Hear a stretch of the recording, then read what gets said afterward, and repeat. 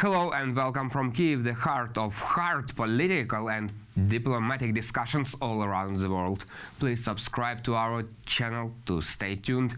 Thomas Pickering, US ambassador to Russia in 1993-1996, has written an article How to Prepare for Peace Talks in Ukraine in Foreign Affairs magazine.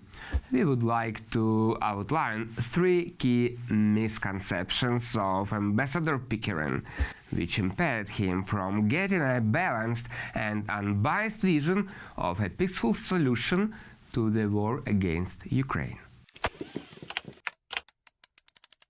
First of all, Ambassador relies on the fact that there are slight openings for negotiations, mostly thanks to Russia's declining military prospects.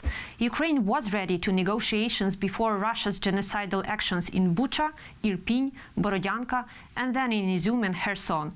After witnessing these terrifying war crimes, all the negotiations have lost their sense. Mr. Pickering is just wasting his time on finding dialogue with Putin, hoping to please him and find a peaceful solution to the aggression. History has taught us that the only way to stop authoritarian leaders from committing crimes against neighboring peoples, including the indiscriminate bombing of civilians, is through force. There are no such words that could stop Russia from bombing, shelling, and nuking. Putin understands the language of force only. Second, Ambassador Pickering does not take into account the fact that United Nations General Assembly has adopted a resolution based on Ukraine's peace formula, President Zelensky's 10-point peace plan. This plan is coherent and comprehensive. It meets not only Ukraine's interests, but the interests of the whole democratic world. It includes a wide range of positions, from nuclear security to the restoration of territorial integrity.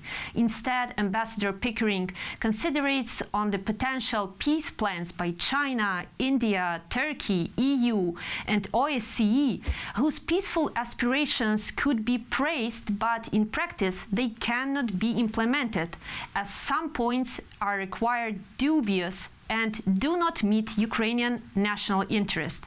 I mean, potential territorial concessions or various commitments about non-joining NATO agreements. Third, US ambassador expects that face-to-face negotiations with Putin would influence him toward peace.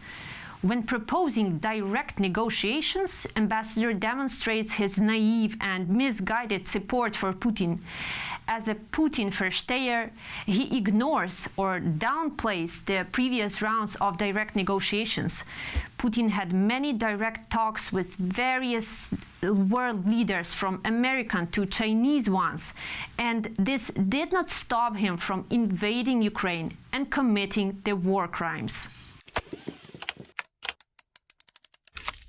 In addition, Ambassador Pickering allows the possibility that Ukraine would not join NATO and should be pressed into the Collective Security Treaty Organization of former Soviet states.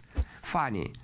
Appealing to the Collective Security Treaty Organization reiterates Russia's rhetoric of contrasting it to NATO. This reflects a Cold War vision of the realities and access the situation as if we were in the 20th century. The glorification of the Yalta Order and the justification of the use of force in foreign policy aim to legitimize Russia's achievements of its current strategic goals, hegemony in the post-Soviet space, and revision of the foundations of European security.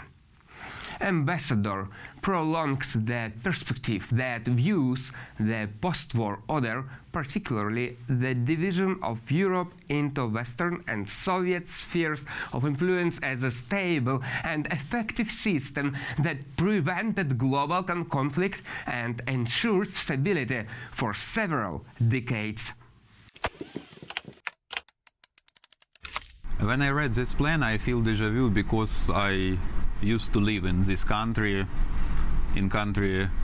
which was not the part of NATO, where Russian language used to have official status.